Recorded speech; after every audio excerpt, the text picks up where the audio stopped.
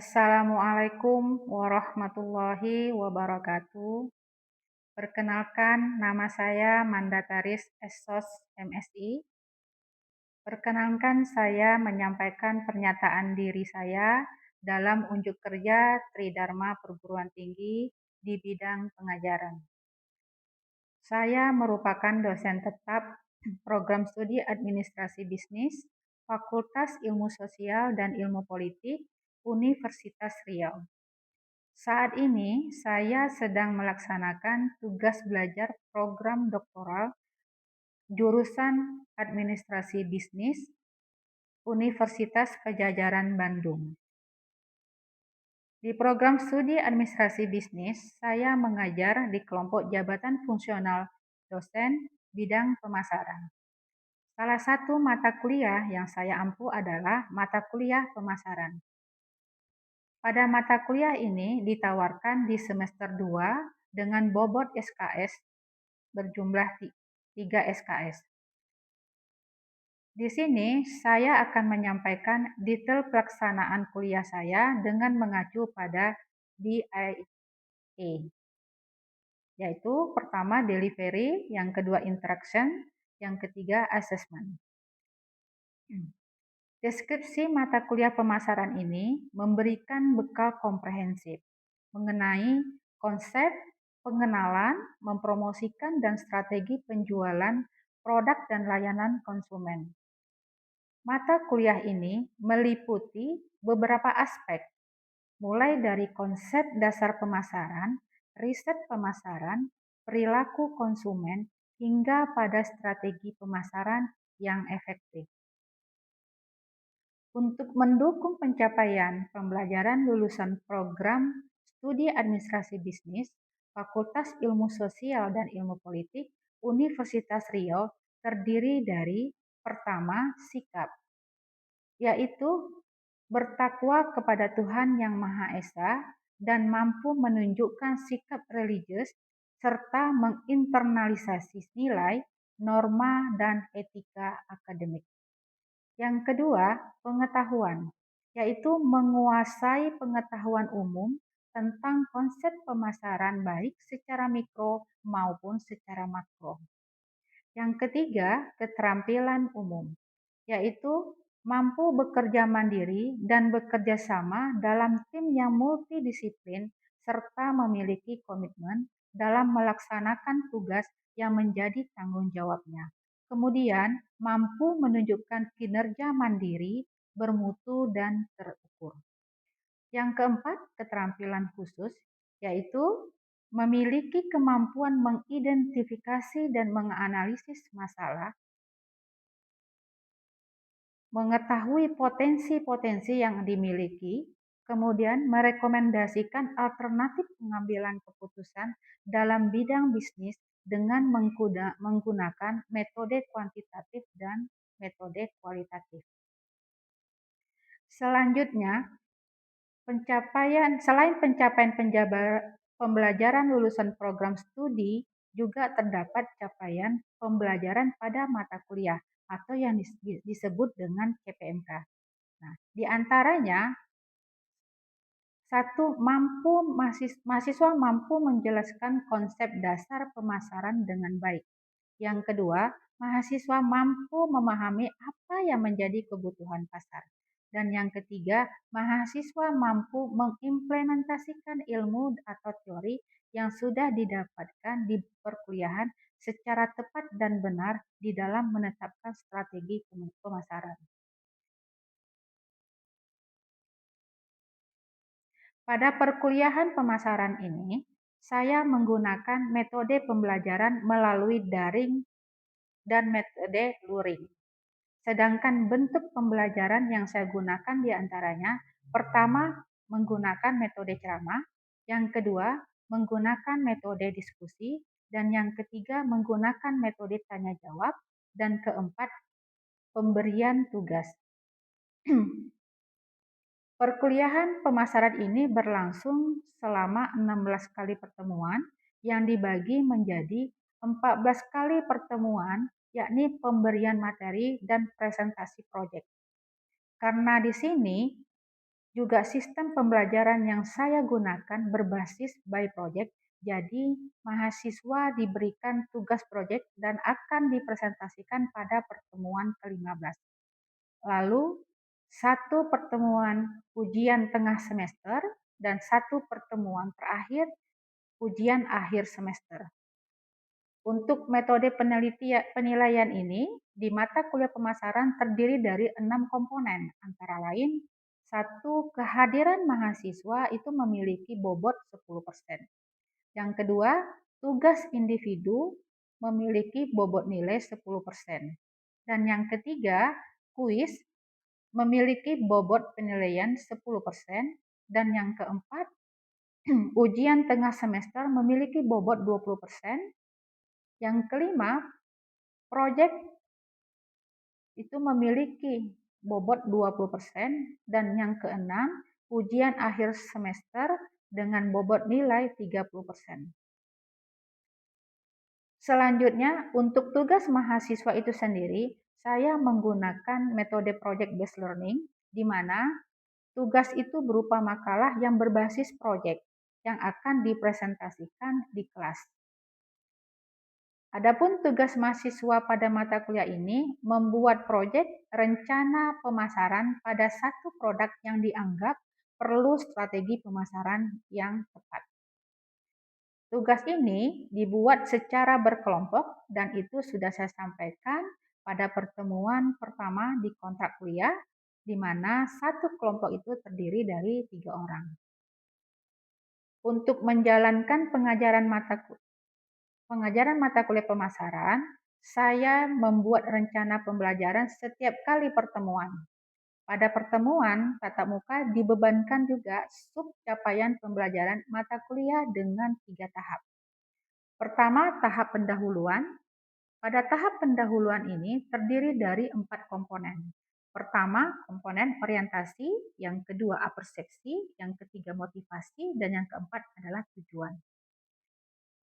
Nah, pada tahap kedua yaitu tahap penyajian. Nah, untuk tahap penyajian ini dibagi menjadi 2 fase. Nah, fase pertama adalah pemaparan materi dan fase kedua adalah diskusi ataupun tanya jawab. Nah, yang ketiga itu penutup. Pada tahap penutup, mahasiswa berperan menyimpulkan materi yang sudah disampaikan. Kemudian, di akhir pertemuan juga saya menyampaikan topik yang akan dibahas pada pertemuan minggu berikutnya dan mengingatkan kepada mahasiswa untuk mempelajari topik minggu depan. Demikian informasi pernyataan diri saya dalam unjuk kerja Tridharma Perguruan Tinggi yang dapat saya sampaikan. Baiklah, selanjutnya saya akan menyampaikan materi mata kuliah pemasaran pada pertemuan 6 dan 7 dengan pembahasan segmentasi, targeting, positioning, serta analisis SWOT. Perlu dipahami bahwa segmentasi, targeting, dan positioning adalah konsep dasar yang menjadi salah satu strategi pemasaran. Segmentasi pasar adalah proses membagi pasar menjadi beberapa kelompok konsumen yang berbeda. Ataupun juga segmentasi itu mengelompokkan konsumen menjadi beberapa kelompok berdasarkan kebutuhan atau karakteristik yang sama. Tujuannya adalah supaya kita bisa mengetahui preferensi konsumen secara spesifik.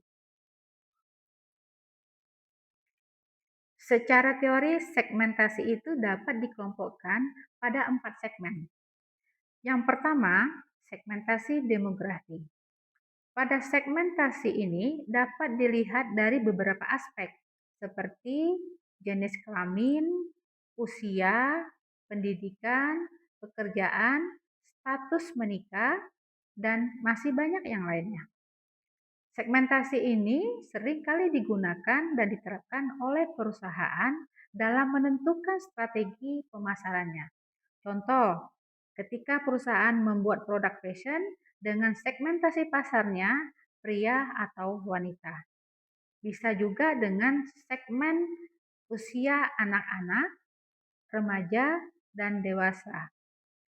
Selanjutnya, segmentasi geografi. di mana segmen ini mengelompokkan konsumen berdasarkan aspek wilayah. Nah, aspek wilayah ini bisa dilihat dari negara, apakah konsumen itu berasal dari satu negara, kemudian provinsi, dan daerah. Contoh, ketika sebuah perusahaan fashion memproduksi pakaian berupa sweater, maka segmen geografisnya yang harus dipilihnya adalah daerah yang memiliki cuaca dingin. Untuk segmen yang ketiga, yaitu segmen psikografis, di mana pengelompokan konsumen didasarkan atas karakteristik psikologis seperti gaya hidup, minat, nilai, sikap, dan kepribadian. Contohnya, ketika perusahaan pakaian olahraga dapat menargetkan individu yang aktif dan peduli pada kesehatan.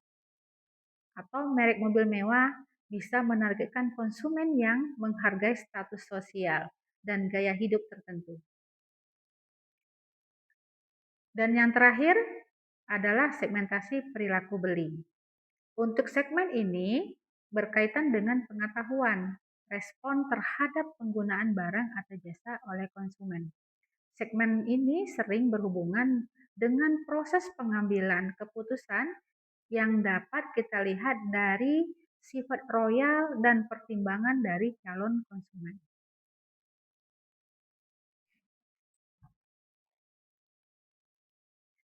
Setelah sudah dikelompokkan menjadi beberapa kelompok, lalu dipilih salah satu kelompok yang menurut perusahaan relevan dengan produk yang dipasarkan, maka pemilihan itu dinamakan targeting. Apa yang dimaksud dengan targeting? Targeting merupakan proses menentukan segmen pasar mana yang harus dijadikan target pemasaran. Perusahaan dapat memilih kelompok mana yang paling potensial sesuai dengan produk atau jasa yang akan ditawarkan dan bisa memberikan keuntungan bagi bisnis mereka. Kemudian, bagaimana konsumen bisa tertarik dengan produk yang dijual oleh perusahaan? Maka perusahaan harus menjalankan positioning. Jadi positioning itu adalah proses menempatkan produk atau jasa kita di benak konsumen. Artinya, kita membuat citra atau kesan yang positif dan menarik bagi target pasar kita. Salah satu caranya adalah dengan membuat nilai tambah atau keunggulan bersaing yang bisa membedakan kita dari kompetitor. Jadi seperti itu kurang lebih segmentasi targeting dan positioning. Saya yakin ini dengan mudah bisa dipahami. Pertanyaannya adalah, mengapa segmentasi, targeting, dan positioning itu menjadi penting? Karena dengan menggunakan strategi pemasaran, segmentasi, targeting, dan positioning, kita bisa menawarkan produk kita dengan lebih efektif dan lebih efisien. Dengan demikian, kita bisa menjangkau konsumen dengan cara yang cepat dan dengan produk yang tepat. Setelah memahami apa itu segmentasi, targeting, dan positioning sebagai ilmu dasar dalam pemasaran, kita juga perlu membuat strategi pemasaran dengan tepat dan benar. Strategi pemasaran itu salah satunya dengan menggunakan analisis SWOT. Analisis SWOT adalah untuk mengetahui strength, kekuatan, weakness, kelemahan, opportunities, peluang, dan threats, ancaman dalam bisnis. Dengan analisis SWOT, bisa menilai kondisi internal dan kondisi eksternal bisnis sehingga bisa menetapkan langkah-langkah yang tepat untuk mencapai tujuan kita berbisnis. Strategi pemasaran adalah aksi yang dibuat untuk memasarkan barang atau jasa kepada konsumen. Strategi pemasaran harus sesuai dengan analisis SWOT agar bisa memaksimalkan kekuatan peluang dan ancaman kelemahan. Sebagai contoh, kita usaha jualan pakaian secara online. Nah, di sini kekuatan kita adalah pakaian yang kita jual berkualitas, fashionable, namun harganya murah. Namun kelemahan kita adalah brand pakaian kita kurang terkenal dan memiliki banyak pesaing. Sementara itu, peluang saat ini tingginya minat masyarakat untuk berbelanja secara online, terutama di e-commerce, serta adanya kemudahan dalam melakukan promosi produk di sosial media saat ini. Ancaman adalah kompetitor yang jauh lebih besar, adanya perubahan mode yang diminati pasar. Dari analisis SWOT, kita bisa membuat strategi pemasaran yang sesuai bagi bisnis yang sedang kita jalankan. Kita bisa memanfaatkan produk berkualitas dengan memberikan berupa harga diskon bagi pelanggan. Atau dengan kata lain, konsumen bisa mendapatkan produk yang berkualitas dengan harga yang lebih murah. Selanjutnya, untuk mengatasi kelemahan berupa produk kurang terkenal, dapat dilakukan dengan cara membuat kerjasama dengan konten kreator dalam mempromosikan ataupun dalam membantu mempromosikan produk kita. Kemudian, untuk mengatasi ancaman dapat diatasi dengan terus melakukan riset terhadap perkembangan model pakaian. Baiklah, kesimpulan dari materi yang saya sampaikan pada hari ini, kita perlu memahami siapa yang dapat membeli barang atau jasa yang ditawarkan.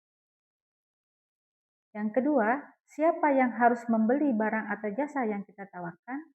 Ketiga, bagaimana supaya barang atau produk kita dapat menyentuh hati dan pikiran target.